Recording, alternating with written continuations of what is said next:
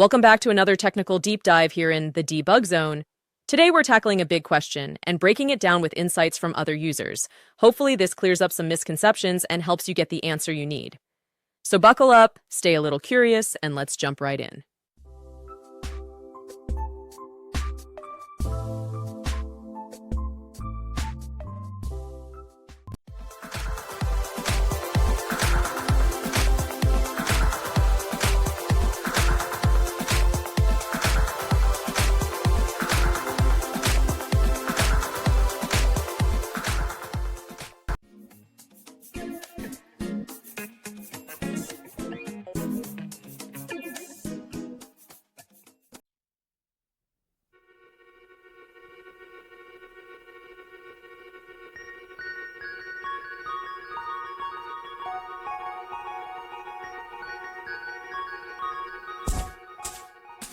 And that's a wrap.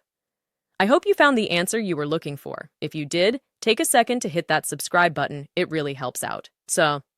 And let me know in the comments which solution worked best for you.